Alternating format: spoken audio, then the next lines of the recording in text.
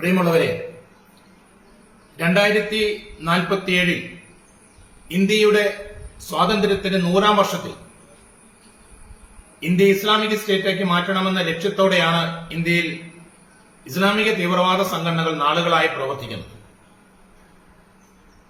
ഈ ലക്ഷ്യത്തെ വളരെ നേരത്തെ സാധ്യമാക്കി കൊടുക്കുന്നതിന് വേണ്ടിയുള്ള പ്രവർത്തനങ്ങളാണ് ഈ അടുത്ത നാളുകളിൽ സംഘപരിവാർ സംഘടനകൾ ചെയ്തുകൊണ്ടിരിക്കുന്നത്. ഛത്തീസ്ഗഡിൽ കഴിഞ്ഞ ആഴ്ചകളിൽ നടത്തപ്പെട്ട അതിഭീകരമായ ക്രൈസ്തവ വേട്ടയ്ക്ക് ശേഷം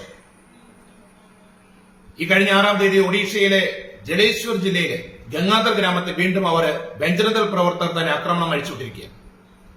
ബാലസോർ രൂപതയുടെ കീഴിൽ വരുന്ന മിഷൻ പ്രദേശത്ത് താമസിക്കുന്ന 9ഓളം വരുന്ന ക്രൈസ്തവ കുടുംബങ്ങളിലെ ഒരു വിശ്വാസിയുടെ മരണാനന്തര കർമ്മങ്ങൾ ആ ഗ്രാമത്തിൽ നടന്നു. ആ ഗ്രാമത്തിലെ വീട്ടിൽ നടന്ന ആ ചടങ്ങുകളിൽ പങ്കെടുത്ത് ആ ഒരു ഭവനത്തിൽ വിശുദ്ധബലിയും അർപ്പിച്ചതിന് ശേഷം അവിടെ നിന്ന് തിരികെ വരുന്ന 2 വൈദികരടങ്ങുന്ന സംഘത്തെ ഒരു വനത്തിന്റെ മേഖലയിൽ വെച്ച് ബജ്രംദൾ പ്രവർത്തകർ അതിഭീകരമായി ആക്രമിച്ചു. 2 വൈദികരും സിസ്റ്റേഴ്സും ഡ്രൈവറും കാറ്റഗിസ്റ്റും ഗ്രാമവാസികളടക്കമുള്ള സംഘത്തിന് നേരെ ആക്രമണമുണ്ടായി.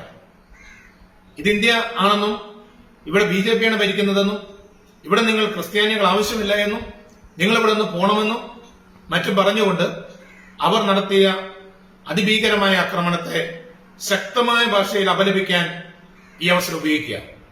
ഇത് ഇന്ത്യയിലെ എല്ലാ പ്രദേശങ്ങളിലും ഈ ദിവസങ്ങളിൽ നടന്നുകൊണ്ടിരിക്കുകയാണ്.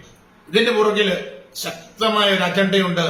ഇതിന്റെ പുറകിൽ ഇന്ത്യ മഹാരാജ്യത്തെ ക്രൈസ്തവ വിശ്വാസത്തെ തുടച്ചു മാറ്റുക എന്ന ലക്ഷ്യത്തിനപ്പുറത്ത് ഇസ്ലാമിക തീവ്രവാദികളുടെ ലക്ഷ്യം നേടിയെടുക്കുന്നതിന് വേണ്ടി അവരെ സഹായിക്കുക എന്ന അതിപ്രധാനമായ അതിഗൂഢമായ ഒരു ലക്ഷ്യമുണ്ട്.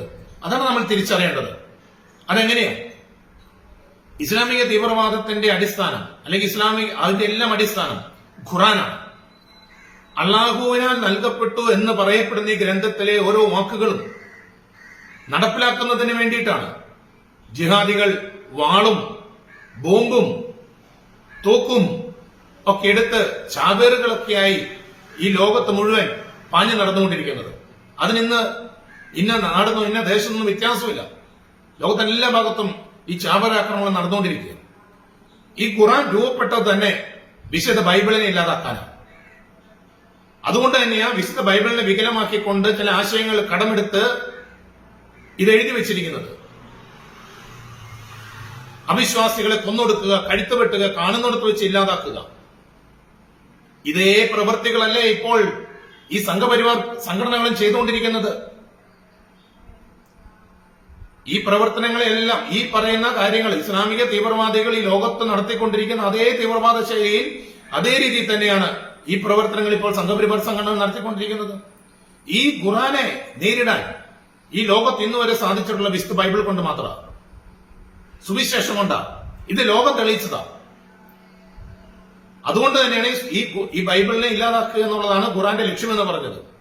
അപ്പോൾ ഈ ഖുറാനെ ഇല്ലാതാക്കിക്കൊണ്ട് ഈ ഖുറാനിലെ ആശയങ്ങൾക്ക് അധിഷ്ഠിതമായി പ്രവർത്തിക്കുന്ന തീവ്രവാദ പ്രവർത്തനങ്ങളിൽ നിന്ന് ഈ സമൂഹത്തെ രക്ഷിക്കുന്നതിന് വേണ്ടി വിശുദ്ധ ബൈബിൾ ഉയർത്തിപ്പിടിച്ച് സുവിശേഷ മൂല്യങ്ങൾ അടിയുറച്ചു നിന്നുകൊണ്ട് പ്രവർത്തിക്കുന്ന ക്രൈസ്തവ മിഷണറിമാരെയും അപ്പോളജിസ്റ്റുകളെയും എല്ലാം ഇല്ലാതാക്കുന്നതിന് വേണ്ടിയിട്ടാണ് ഇപ്പോൾ സംഘപരിവാർ സംഘടനകൾ ഇന്ത്യയിൽ ആക്രമണം അഴിച്ചുകൊണ്ടിരിക്കുന്നത്. അത് അതിനാൽ തന്നെ ഇസ്ലാമിക തീവ്രവാദത്തെ സപ്പോർട്ട് ചെയ്യുക. ഇത് തിരിച്ചറിയണം. ഇത് തിരിച്ചറിഞ്ഞിട്ട് ഇത്തരത്തിൽ നടത്തപ്പെടുന്ന നീക്കത്തെ, സംഘപരിവാർ സംഘടന നടത്തുന്ന നീക്കത്തെയാണ് നാം എതിർക്കേണ്ടത്.